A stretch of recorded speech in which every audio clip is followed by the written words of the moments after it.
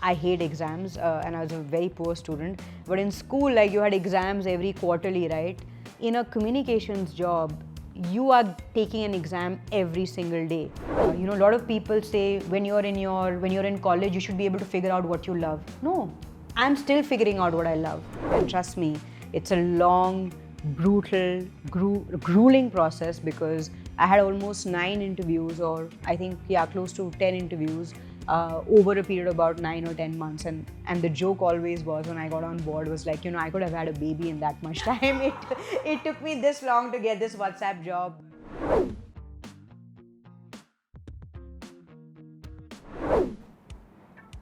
Hi, my name is Meera. Welcome to Workwise with Naukri. Today we have a very special guest, Pragya Mishra, the Director of Public Affairs at Truecaller. That's her current position. And before this, the Communication Manager at WhatsApp. Sounds like a very media-based role, but that's not all. She has a very different past, and that's precisely why we have invited her for our conversation today. Pivot and reinvent. Let's have Pragya share about herself.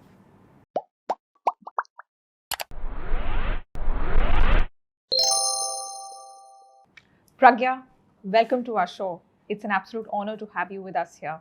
Thank you so much for having me. When you were reading that intro, I couldn't even imagine that you're really talking about me. So, really happy to be here and talk through my journey. I see you very humble, and I see your career very distinguished. For the sake of our viewers and our listeners, I'd like you to take us through your journey and how you have come to be who you are today. Oh, that's a very complex question, but a good one, and I think it allows me to also think back. I think I'm someone who stays in the moment and also thinks about what's next. I very rarely take the time to pause and think about what happened and what got me here. So, thank you for asking the question. I think I've always seen myself as a generalist, and I think that's the reason why I have seen, or rather, when you look at my resume or my profile, you see so many changes. But that's because a lot of those changes have been defined by the values I have in my life, and we can talk through the values later on. But I can just quickly give you a snapshot of what I've done. And when I was in college, I my goal or my dream was to be a professional golfer, and that's what I really hoped to become. And then you finish college, and reality strikes, and you're like, okay, this is not going to pay the bills, and so what are you going to do now? And life has been very kind, and one of my friends said, I'm starting out a business, so why don't you come and sort of try and see if you want to contribute to it. And I think what I was very clear about is what I didn't want to do. And what I didn't want to do was be in a 9 to 5. I think just fundamentally, I felt like I wouldn't do very well with authority. So I was like, okay, I want to do my own thing. So I started this company, and it was basically into offshore development. And straight out of college, I think the advantage you have is that you're foolish, and you have the ability to take stupid decisions because you're fearless.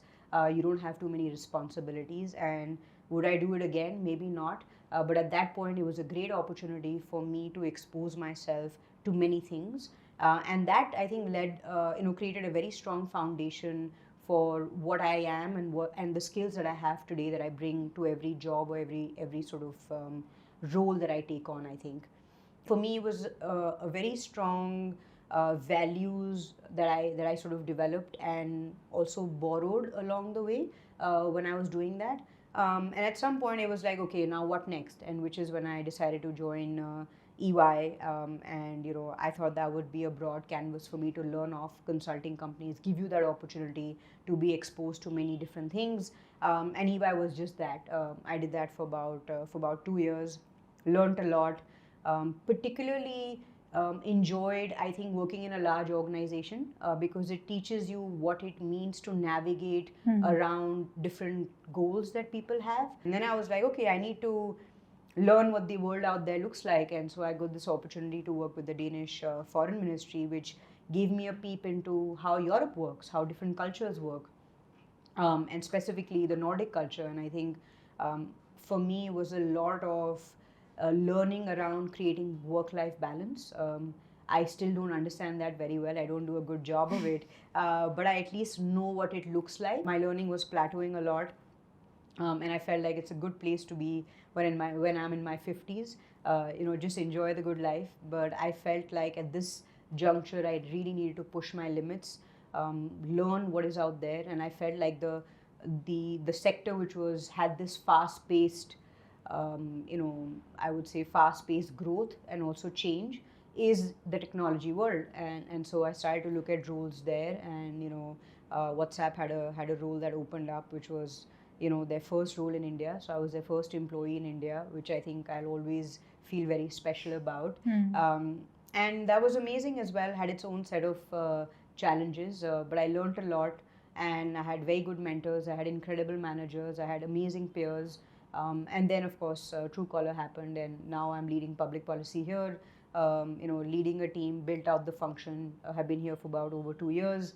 Love what I do. Love the crisis. Love the fun.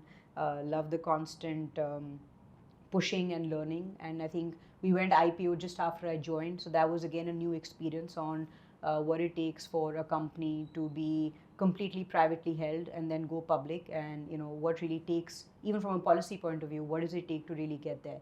And this is where I am so compelled to ask. Your career was all about making strategy for Danish firms, at least a good part of it there. And it's very natural for somebody to want to grow further, excel in that space. Like once you get your hands dirty with an industry, you tend to want to go deeper. So I also hear in the background that you probably arrived at a place where you were not necessarily the not so smart person in the room, you were among the smartest few, and that gave you an indication that you need to get out. I heard that. But what I'm really wanting to hear is, why change industry? Because I just think that I never look at it from a point of view of industry. I think for me, I feel like skill sets that you acquire through your life can be used in no matter which industry you're in. And so for me, I don't see it as a change in industry, but more as a shift where I wanted to really learn more. And I think, second, the impact that I wanted to create.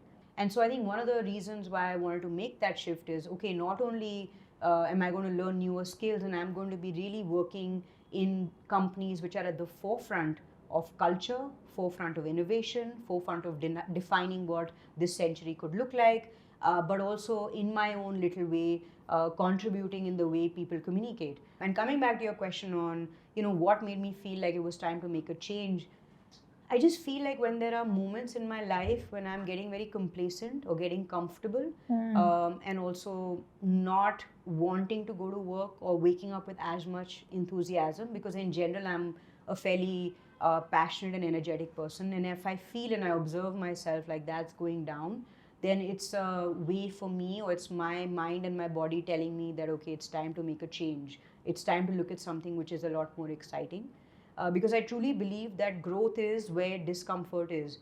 And if I'm not constantly challenging myself, then I'm not growing. And like they say, even stagnant water stinks, and I don't want to be that. It's wonderful to see how you're just not willing to settle with what seems great, and you're always looking for the next big. That really motivates me.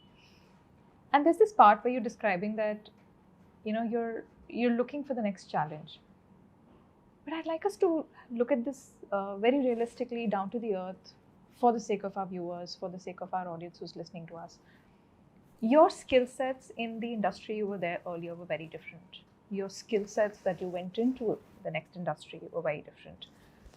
For the sake of the ones who are absorbing this right now, could you tell us what you were good at there and what you had to work towards getting better at the next one? All of it. I have never studied PR, or I have never studied, I've not done mass communications. I didn't do a formal course on it. And yet, when I went into the interviewing process, they decided to hire me. And for me, I think that was just a validation of saying there's something I'm doing right. Let's double click on what that right is. And sometimes it's a lot about introspecting on what you think you're good at, and also external validation of, can I do an external check-in? Can I actually ask the people who interviewed me and my manager, my hiring manager, on what do you think I did well?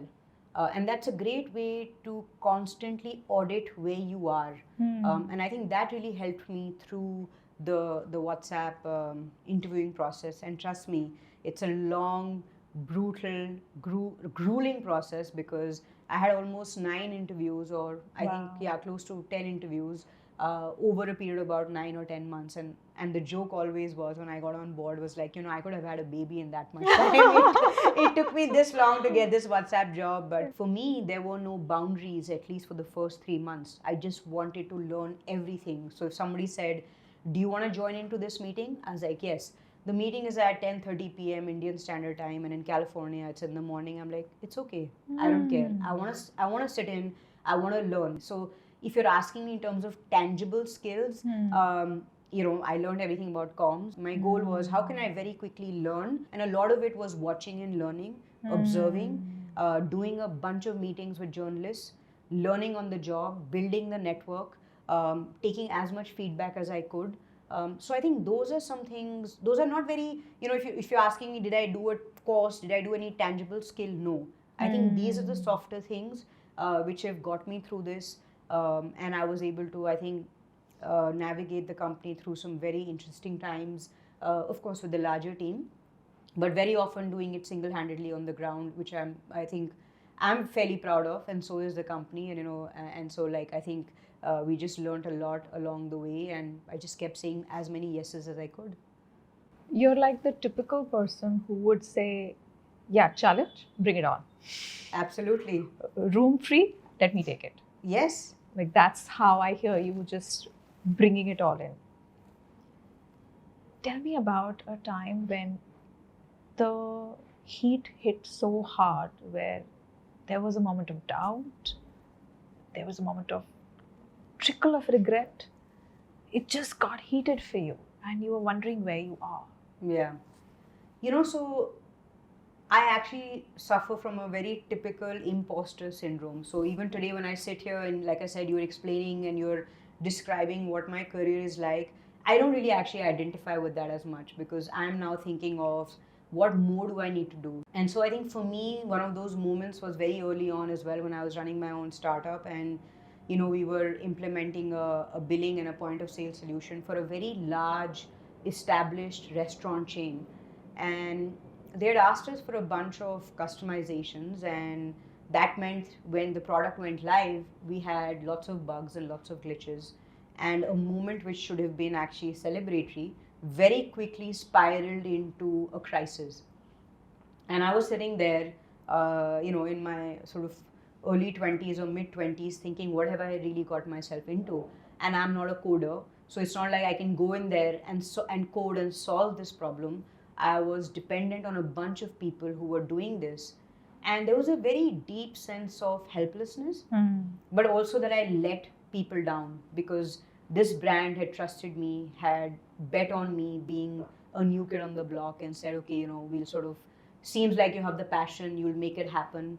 But in that moment, when systems weren't working, they were not being able to punch in orders, because it's a restaurant, it's a live business. People are coming in and ordering, and things are not taking place. They're not able to pull out bills and give it to their customers. That I think back and feel like really low about it even today. But what it did teach me was, I just stood there till 3 a.m., no matter what, Wow. until the system worked.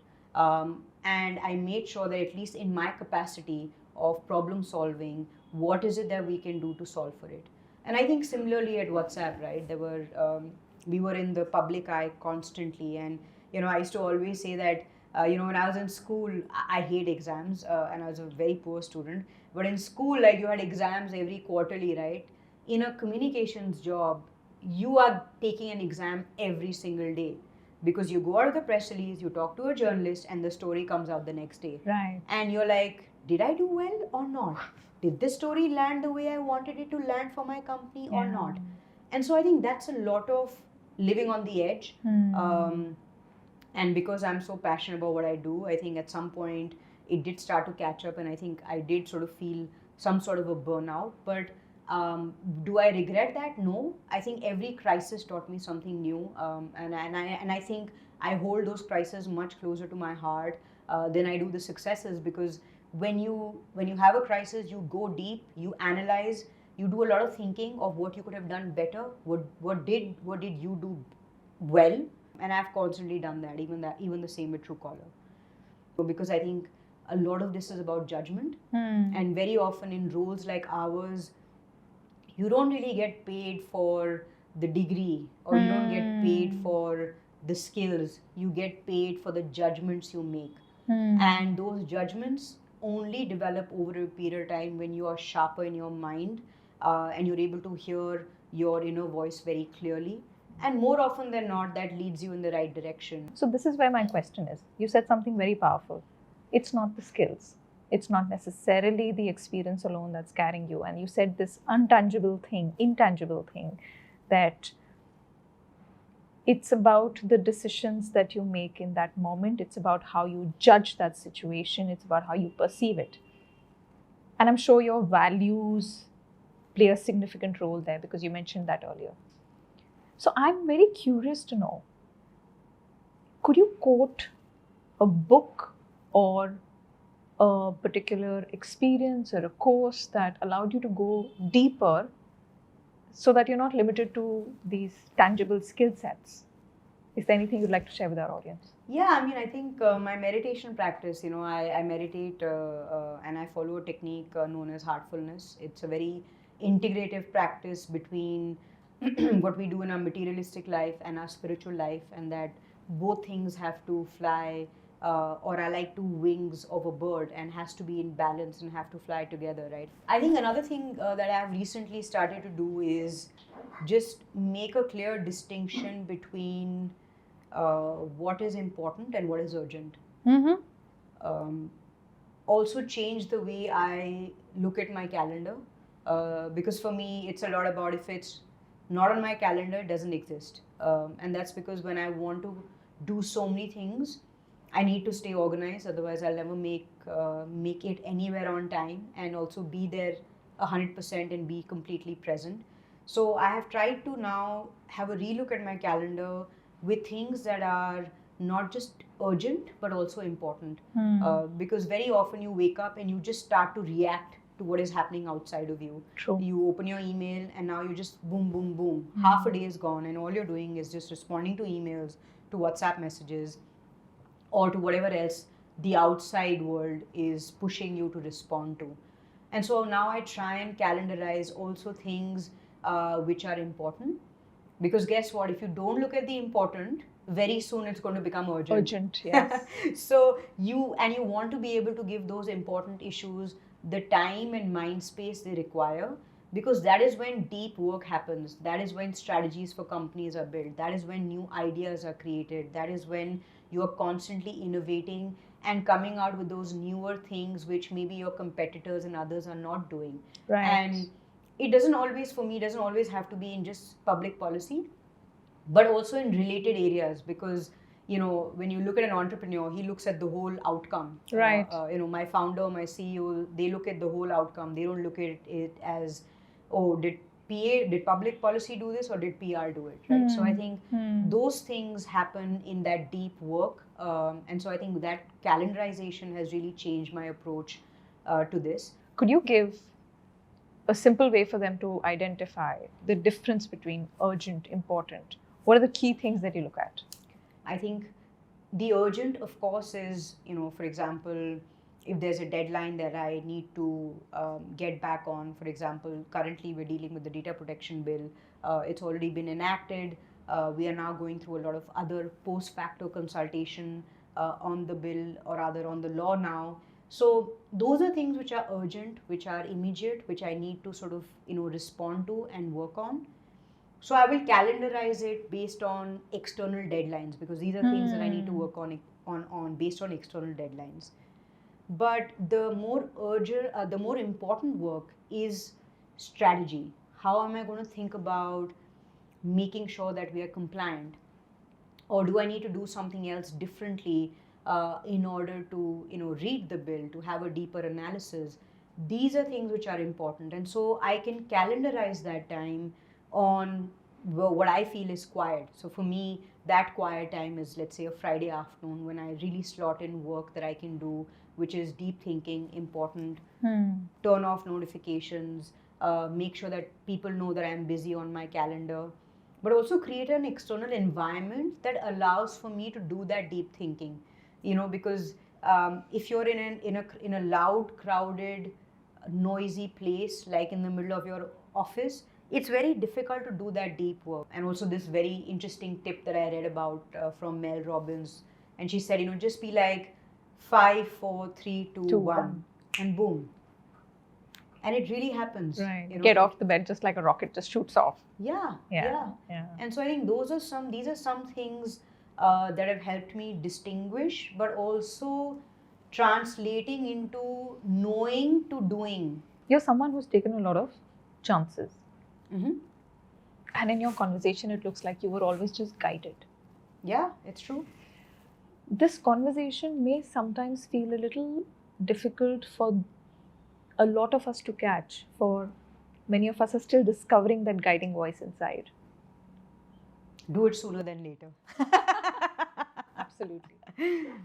There was a time when I sat down with a very accomplished coach and trainer, and I happened to ask that, what allowed you to take the chances you did? And a swift response that I got was, I made sure my finances were in place so that I could go do the stuff I need to do. Mm-hmm. Picking an example from that, I'm asking you, your career path invites many to take up that challenge. And I also anticipate that many of them would start to stutter when they're taking those steps. Could you give a couple of examples for people to check they're moving in the right direction? Is it a resource you can refer them to, or a certain question they must answer and be clear before they shift a company, industry? What would you guide them? I think the first check should be that you're okay with change and you're comfortable with change. I think for me, I'm just somebody who is very comfortable in a new environment. In fact, I love it. The same day, every day, the same routine bores me. So I'm someone who will even change my day around. So if you are that person who enjoys different environments, constantly learning new skills, and also establishing your credibility from zero each time. Because if you're going to pivot to a new industry, what you have done in your earlier industry or earlier company, while the skills might help you, the learnings might help you, but people giving you that respect and credibility is going to take you time. So you have to be ready to prove yourself all over again. If you're that person, then certainly this is a pivot that you should be thinking about. I also feel like some of the things that I have done while I've decided to take this pivot is talk to a lot of people in the new industry which you are planning to move to. What does it look like? What is the future? What does your average day look like? What are some of the challenges that you face? Because that will give you a good assessment on, is this for me or not? Don't do it for the sake of doing it. Right. Do it because you feel like it's really going to add value to you and it's going to make you a better person or a far more fulfilled person and a happier person. Because, I was saying, I meet so many people who've studied engineering or law and now are running marketing agencies, are content creators, are doing completely different things. Correct. And that sort of a pivot makes a lot of sense because they didn't really do the thinking early on, or didn't get a chance to do the thinking. Precisely. Or had a lot of pressure, and so they went ahead and did the safe thing, which is Papa ne bola degree karni hai and you gotta get a degree from IIT or BITS Pilani and you go ahead and you become an engineer and you have that safety net to fall back on no matter what.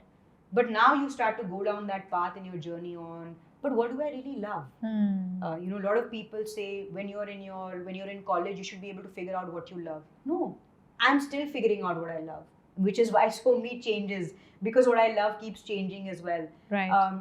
And that's okay. But as long as you can then find out what that change entails and you are prepared to do the work to make that change happen, then you should make that change for yourself.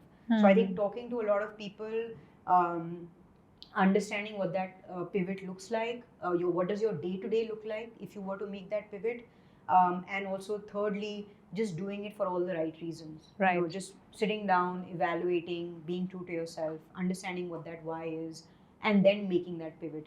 Don't do it because it's trendy.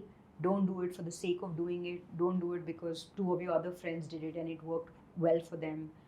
It may not work for you, or it may work wonderfully well for you if you don't choose the industry they chose, but some other industry. Right? So just do that thinking and invest in just knowing yourself. I think that's the most crucial part. That's a lot of clear actionables. Yeah. Talk to people, figure out the industry, have at least 10 conversations, really think this through, but it's worth the plunge. Yeah, for sure. For Yeah. sure. Fabulous. Yeah. Great. Thank you so much for the chat.